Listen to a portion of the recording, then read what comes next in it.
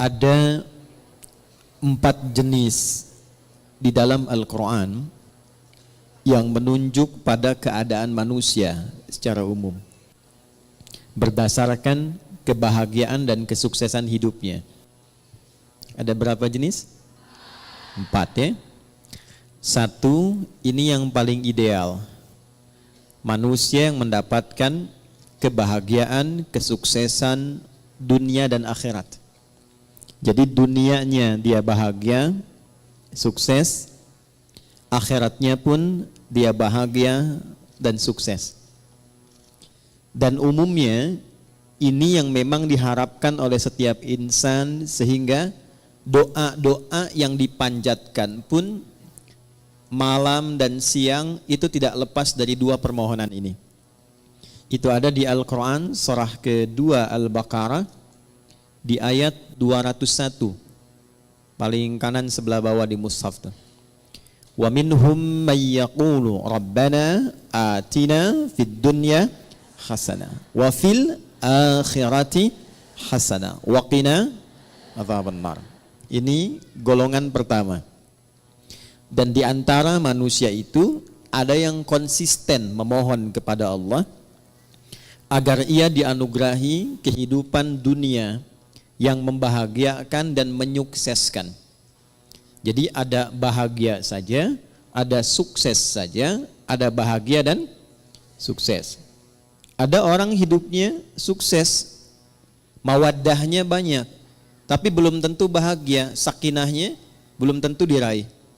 Kaya iya, tapi kekayaan itu tidak membawa ketenangan dalam berkehidupan. Ada yang begitu? Ada. Jadi ibu pilih mana? Kaya tapi gelisah atau miskin tapi tenang? Alhamdulillah. Oke. Nah, kaya dan tenang, sukses dan bahagia. Maka itu yang dimaksud di ayat ini. Ada orang yang konsisten dengan permohonannya. Dia memohon kepada Allah Subhanahu wa taala agar hidupnya di dunia itu bisa tenang dan sukses, bahagia dan sukses, serta kesuksesan dan kebahagiaan ini bisa dibawa lestari sampai pulang ke akhirat. Ya, tidak cukup dengan amin, kita lihat dulu ya. Nah, yang kedua, nanti kita pelan-pelan lihat rumusnya. Alhamdulillah. Ada orang yang di dunianya itu sukses, bahagia. Tapi kesuksesan dan kebahagiaan dunia itu ternyata tidak memberikan jaminan ia membawa keduanya sampai ke akhirat. Tapi menariknya kata Al-Quran, secara psikologi ada manusia yang penting dunianya sukses dulu. Yang penting dunianya bahagia dulu. Ya, kalau bahasa manusianya kekinian, ya nikmati aja yang sekarang, yang nanti kan belum jelas gitu. Ada yang begitu? Itu pasti akan ditemukan karena golongan ini pun diisyaratkan di Al-Quran di ayat yang ke-200-nya. Jadi kalau tadi 201, kita naik sedikit ke atas ke ayat 200, kita akan temukan tipikal golongan demikian. Wa minan nasi may yaqulu rabbana atina fid dunya. Udah, kalau nggak hafal diam aja ya. Hasanahnya nggak ada di situ. Hasanah itu khusus untuk 201 ya. Baik, kalau hafalan masih di ayat 1, jangan diterusin dulu ya. Wa minan nasi may yaqulu rabbana atina fid dunya wa ma lahum fil akhirati min khalaq. Dan di antara manusia ada yang hidupnya memang diliputi oleh harapan dunia saja. Hasanahnya nggak disebutkan. Ini kuncinya nanti. Dan dia tidak punya orientasi akhirat. Yang penting kerja, nikmati, dapat rumah yang megah, nikmati, kendaraan yang mewah, nikmati, bisa jalan-jalan, senang. Urusan sholat, ya nanti. Baca Al-Quran, nggak harus. Akhirat belum datang kok. Yang pasti yang sekarang ada, itu yang dinikmati. Wa ma lahum fil akhirati min khalaq. Dan dia tidak punya persiapan untuk menyiapkan kehidupan abadinya di akhirat. Itu yang Dua. Yang ketiga, ada golongan orang yang memang ngejar akhirat saja. Dunianya tidak terlalu diperdulikan. Dia abaikan bahkan. Ya. Dia tidak terlalu peduli apakah hari ini makan atau tidak. Dia tidak terlalu peduli apakah punya rumah megah atau tidak. Dia tidak terlalu peduli apakah punya kendaraan atau tidak. Yang penting akhirat masuk surga. Saya ulangi ya. Yang penting akhirat masuk surga. Jadi dunianya dalam tanda petik sedikit diabaikan, atau hidupnya biasa-biasa atau di bawah standar, yang penting orientasinya masuk surga. Ini yang ketiga. Yang keempat, ini yang repot. Miskin dunia, fakir akhirat. Jadi dunia sudah nggak dapat, tiap hari pekerjaan tidak jelas, kata-kata tidak terukur, tindakan tidak teratur, perbuatan kadang-kadang juga mohon maaf banyak buruknya. Jadi dunianya tidak jelas, akhiratnya rasa-rasanya tidak mendapatkan harapan karena tidak pernah disiapkan.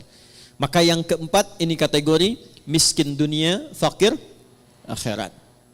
Nah, di antara yang keempat ini, 4 bagian ini kita mesti pastikan setiap hari setidaknya kita berusaha untuk mencapai golongan yang pertama. Dan adilnya Allah itu dibuka kesempatan yang demikian untuk seluruh hambanya tanpa kecuali.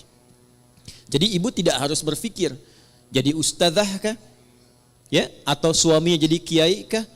Jadi pejabat kah? Jadi hartawan kah? Semua sepanjang kita menjadi bagian dari hamba Allah, maka terbuka untuk mendapatkan bagian golongan yang pertama. Wa minhum may yaqulu rabbana atina fid dunya. Nah, itu kuncinya. Sepanjang kita, saya, Anda, kita semua memegang satu kunci ini, maka janji Allah itu pasti ditepati dan disampaikan dalam Al-Quran. Itu akan dibimbing untuk mendapatkan 2 hal yang diharapkan tadi. Kuncinya cuma satu, yaitu hasanah. Hasanah ini bukan nama ya Bu ya. Jadi kalaupun ibu punya nama Hasanah pagi ini, tapi kalau prakteknya tidak diamalkan, itu belum tentu bisa meraihnya.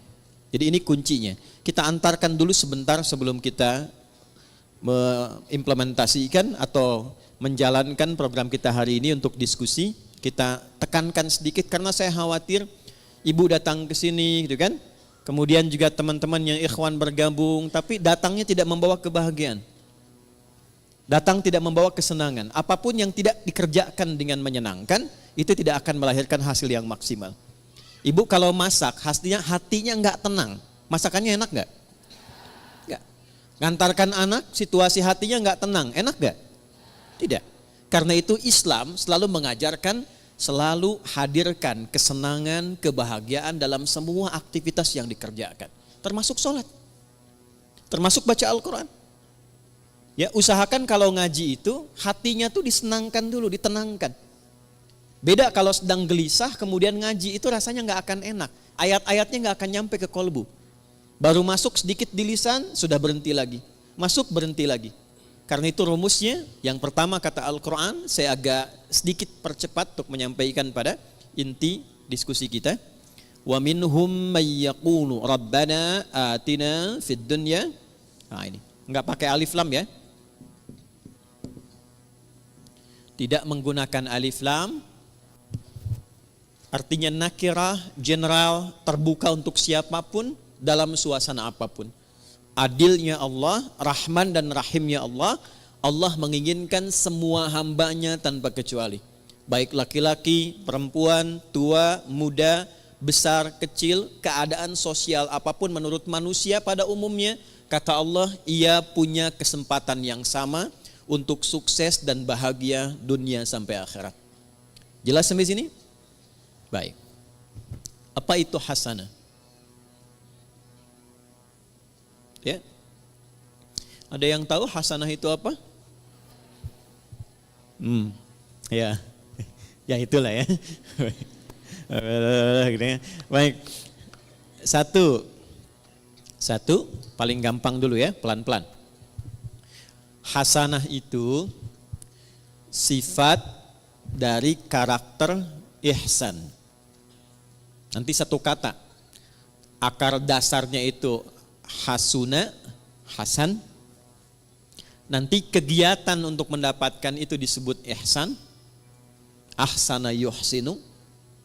Nah, akumulasi karakternya, sifatnya, atau bahkan value hasilnya, itu disebut hasanah namanya. Jadi kalau kita mengerjakan sesuatu dengan sifat ihsan, nah itu hasilnya disebut dengan hasanah. Saya ulang ya. Kalau kita mengerjakan segala hal dengan sifat ihsan. Sifat ihsan. Ini, ihsan.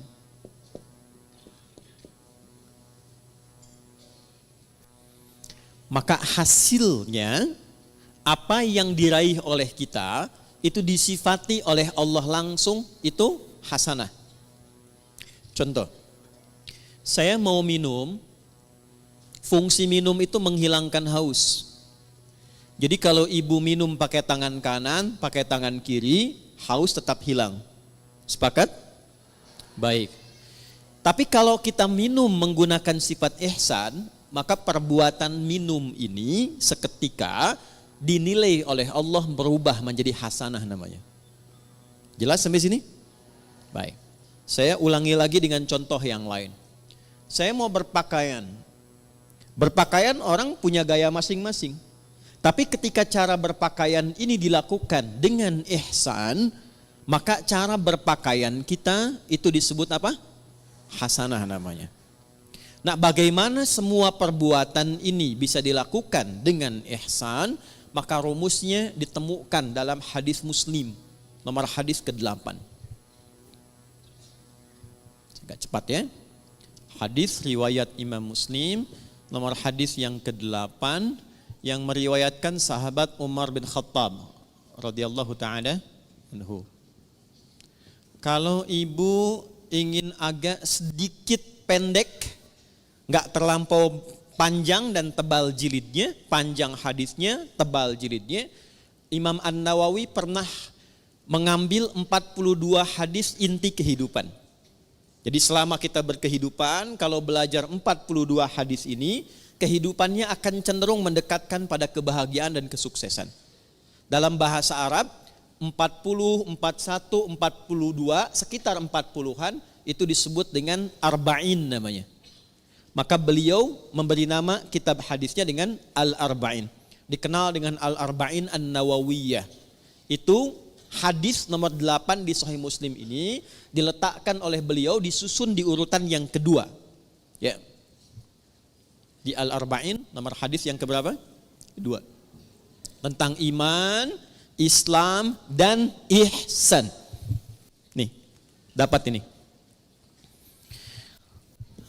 قال عن أبي حفص عمر بن الخطاب رضي الله تعالى عنه بينما نحن جلوس عند رسول الله صلى الله عليه وسلم إذ طلع علينا رجل شديد بياض الثياب شديد السواد الشعر لا يرى عليه أثر السفر ولا يعرفه منا أحد فجلس إلى النبي صلى الله عليه وسلم ووضع كفيه على كفيه ووضع رجليه على رجليه ووضع كفيه على فخذيه فقال يا محمد أخبرني عن الإسلام فقال رسول الله صلى الله عليه وسلم الإسلام أن تشهد أن لا إله إلا الله وأن محمد رسول الله وتقيم الصلاة وتؤتي الزكاة وتصوم رمضان وتحج البيت إن استطعت إليه سبيلا قال صدقت فأجبنا يسأله فيصدقه فسأل يا محمد أخبرني عن الإيمان فقال أن تؤمن بالله وملائكته وكتبه ورسله واليوم الآخر وتؤمن بالقدر خيره وشره قال صدقت قال فعجبنا يسأله فيصدقه فسأله يا محمد أخبرني عن الإحسان أخبرني عن الإحسان فقال أن تعبد الله كأنك تراه فإن لم تكن تراه فإنه يراك. Paham? Tidak. Baik. Dari sahabat Umar bin Khattab radhiyallahu taala anhu, saya agak cepat. Satu kali tiba datang seseorang laki-laki. Bajunya itu bersih, putih bersih, rambutnya tertata rapi. Kemudian kami nggak kenal orang ini dari mana dan tidak nampak pada dirinya bekas-bekas lelah mampir. Fajalasa ilan Nabi sallallahu alaihi wasallam, lantas beliau maju dalam ta'limnya Nabi, maju ke saf depan. Kemudian yang paling menarik itu meletakkan lututnya dekat lutut Nabi, ya, fa asnada rukbatayhi ila rukbatayhi wa wada'a kaffayhi ala fakhidhayhi, dan meletakkan telapak tangannya di pahanya. Ini memberikan kesan, satu, sebelum sampai ke isi hadisnya, memberikan kesan Nabi sedang mencontohkan malaikat yang sedang menyamar menjadi penuntut ilmu kalau ingin sukses belajarnya. Bukan hanya untuk ibu yang dari majelis taklim sekarang. Misal, anaknya ibu ingin sukses di sekolahnya, yang sedang kuliah di kampus ingin sukses belajarnya, maka tiru pembuka hadis ini tips bagaimana menjadi seorang penuntut ilmu yang sukses dan cepat mendapatkan ilmunya. Satu, ini yang langsung contohkan malaikat yang menyamar, dan itu diminta oleh Nabi untuk ditiru. Karena nanti di akhir hadisnya Nabi mengatakan, hadza Jibril atakum liyu'allimakum dinakum. Ini Jibril yang sedang menyamar, datang untuk mengajarkan kepada kita bagaimana tentang pokok-pokok ajaran agama kita. Satu, kalau datang ke majlis ilmu, kata Nabi lewat hadis ini, tiru Jibril alaihi salam saat menyamar, fokus untuk datang. Pertama, kenakan pakaian terbaik supaya nyaman. Jadi kalau sejak saat akan berangkat itu kita sudah menyiapkan diri, mengenakan pakaian yang rapi, jadi kerapian itu menunjukkan kesungguhan. Satu. Yang kedua, upayakan gak mampir-mampir, sehingga fokusnya itu nanti kepada pelajaran. Kalau ibu berangkat ke sini, jam 6 berangkat, tapi agendanya mampir dulu soto sebelah sana, kupat tahu pada larang sebelah sana, kan? Kemudian mampir dekat situ ada mie ayam, ya. Jadi 30% sudah diambil, nyampe sini sudah terlambat, tinggal fokusnya 70%, ya. Oke, kemudian ketika sampai, upayakan sedapat mungkin ambil saf pertama. Sedapat mungkin. Ya, kemudian terus ke belakang, terus ke belakang, terus ke belakang. Sehingga apa yang kemudian disampaikan lebih mudah didengar. Lebih jelas, lebih baik. Awas nih, ini mahasiswa kadang-kadang datang sudah masuk kampus, duduk paling belakang, sudah nggak pernah nanya, absen titip teman tuh ya. Nah, itu bukan tipikal seperti yang diinginkan hadis ini. Kalau ingin sukses, ambil akses yang memudahkan kita untuk mendapatkan informasi. Kalau enggak terlampau dekat di depan, cari yang dekat mic, ya, supaya mudah mendapatkan apa yang disampaikan. Lalu setelah itu, ini dia poinnya. Beliau kemudian bertanya. Kalau tidak tahu, tanya. Kalau ingin dapat informasi baru, tanya. Itulah sebabnya kenapa tema hari ini kita tanya jawab, salah satunya ingin mengamalkan hadis yang disampaikan ini. Tapi sebelum ke sana, kita ingin pastikan semua yang bertanya itu berada dalam naungan kasih Allah untuk mendapatkan kebahagiaan dan kesuksesan dalam hidupnya. Di antara yang ditanyakan itu ada 4 pertanyaan. Satu di antara 4 ini adalah ihsan. Ya, fokus, saya akan langsung cepat ke ujungnya. Al-ihsanu, ihsan itu an ta'budallaha. Perhatikan cara menerjemahkannya. Izin saya pelankan. An ta'budallaha. Engkau menjadikan seluruh aktivitasmu sebagai ibadah karena Allah. Saya ulang ya. Sebab nanti kalau cuma lihat terjemahan, artinya menjadi begini. Engkau menyembah Allah. Itu tekstual. Sedangkan penjelasan detailnya, ya, kalau kita keluarkan kata per kata dan rumus bahasa Arabnya, itu menjadi begini terjemahan tafsirnya. Engkau menjadikan seluruh aktivitasmu sebagai ibadah karena Allah. Dulu satu poinnya. Jadi bukan cuma sholat saja. Makannya jadikan ibadah karena Allah. Berpakaiannya jadikan ibadah karena Allah. Berumah tangganya jadikan ibadah karena Allah. Saya tes sebentar ya. Maaf ya, maaf. Ibu itu merawat, mendidik anak karena sayang, karena Allah. Masa? Hah? Ganti ya. Baik. Ibu itu berpartner dengan suami karena cinta atau karena Allah? Ini maksa banget ya, cinta karena Allah. Udah. Itu ada cirinya. Gini contoh. Saya kalau mau minumnya karena Allah, maka saya akan ikuti apa yang Allah inginkan dari kegiatan minum itu. Bukan sekedar minumannya, Bu. Allah suka apa tidak ini? Ya. Ini jenis minumannya disukai Allah atau tidak? Tidak mungkin ada seseorang yang ingin minum karena Allah, tapi dia meminum sesuatu yang tidak disukai Allah. Allah suka bir tidak? Whisky. Dan mustahil ada orang minum bir pakai bismillah kan? Bismillah. Mudah-mudahan dosanya kurang dikit, kan nggak mungkin. Ya kan? Nah, yang kedua, bukan hanya minumannya benar, ini minuman Allah suka. Minuman yang baik, yang halal. Tapi cara minumnya pun dia ikuti seperti Allah inginkan. Contoh begini. Bagaimana cara minum yang baik yang Allah inginkan? Diajarkan oleh Nabi SAW, idza quddimat ta'am, jika hidangan itu ditampilkan. Perhatikan kalimatnya. Khudh biyaminika ma yalik, ambil dengan tangan kananmu. Satu. Yang paling dekat denganmu. Ini ada di sini misalnya. Izin. Kemudian di sisi lain ada minuman yang agak jauh. Yang diinginkan oleh Allah, contoh lewat Nabi, ambil yang paling dekat dengan tangan kananmu. Ketika ibu meminum seperti ini, diambil yang paling dekat dengan tangan kanan, dalam rangka menaati Allah lewat petunjuk Rasulullah, itu sudah masuk kategori ihsan.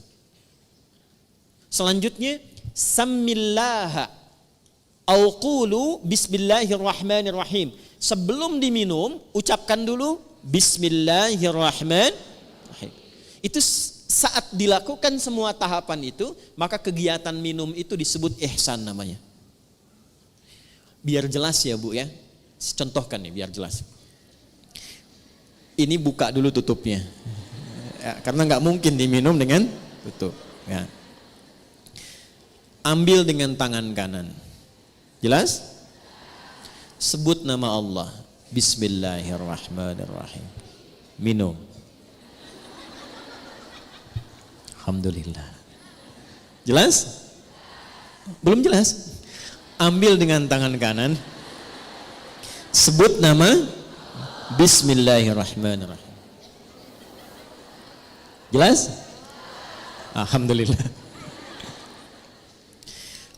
Maka saya pelan-pelan, kegiatan minum itu yang disebut dengan ihsan, dan dia menghasilkan nilai di sisi Allah disebut dengan hasanah namanya. Nah, hasanah inilah yang kemudian melahirkan apa yang kita sebut dengan berkah. Berkah. Ini dia. Teruskan turunannya. Berkah inilah yang mengantarkan pada kesuksesan dan kebahagiaan. Nih, sukses plus bahagia. Ini asalnya. Dan keduanya ini tidak berhenti di dunia. Sepanjang dilakukan dengan sifat ihsan, ditulis dengan hasanah, keluar sifat berkah, mengantarkan pada sukses dan bahagia, dan perjalanannya terus panjang mengiringi sampai ke akhirat. Nih, sampai ke akhirat. Pelan-pelan ya. Ini poinnya. Makanya sering kita katakan di lisan kita, saya pengen cari berkahnya aja. Saya pengen cari berkahnya. Nah, berkah itu bukan harus kita tafsirkan sedikit, tidak. Bisa banyak. Bahkan kalau kita lihat bahasa Al-Quran, lafaz berkah dalam Al-Quran itu yang paling menarik ketika benar dikerjakan dengan sifat ini, itu dijama'kan bentuknya. Bentuknya jama'. Yuk, saya gali dengan cepat sedikit ya Bu ya. Pelan-pelan lihat rumusnya ke sini. Pekerjaan dikerjakan dengan apa tadi? Nah, rumus untuk menjadi ihsan itu, rumusnya 2, iman plus takwa. Iman plus takwa sama dengan ihsan. Karena itu sering kita diminta dalam Al-Quran, tingkatkan takwamu, tingkatkan takwamu. Pernah dengar nggak kalimat itu? Ya, tingkatkan takwamu. Dan kalimat takwa itu seringkali dibuka dengan iman atau disandingkan dengan iman. Ali Imran ayat 102, ya ayyuhalladzina amanu taqullaha haqqa tuqatih. Iman dan takwa, iman dan takwa. Kenapa kita diminta beriman dan bertakwa? Supaya muncul karakter ihsan. Kenapa bisa menjadi ihsan? Supaya mendapatkan hasanah. Kenapa hasanah penting? Supaya meraih berkah. Kenapa berkah penting? Supaya harapan kita terkabulkan. Semua pekerjaannya sukses, hasilnya membahagiakan. Dan jaminannya bukan cuma di dunia, akan wafatnya juga diberikan kedamaian. Di alam kuburnya diberikan keberkahan. Di akhiratnya dibuka keberkahan. Jadi kalau sudah muncul iman takwa, lahir ihsan, itu keberkahan dibuka di langit dan di bumi. Saya ulangi, di langit dan dibuka, di langit dan di bumi itu dibuka. Ada di Quran surah ke-7 ayat 96. Rumus ini ada Quran di Quran surah ke-7 Al-A'raf ayat 96. Yuk kita lihat pelan-pelan. Walau anna ahlal qura, buka mushafnya, amanu iman, wattaqau taqwa, la fatahna alaihim barakatin, berkah jamak sifatnya. Lihat ayatnya. La fatahna alaihim barakatin minas sama' wal ard. Langit dan bumi. Ada ayatnya? Quran surah 7 ayat 96. Walau anna ahlal qura amanu wattaqau la fatahna alaihim barakatin minas sama'i wal ard. Ada ayatnya? Oke. Sudah?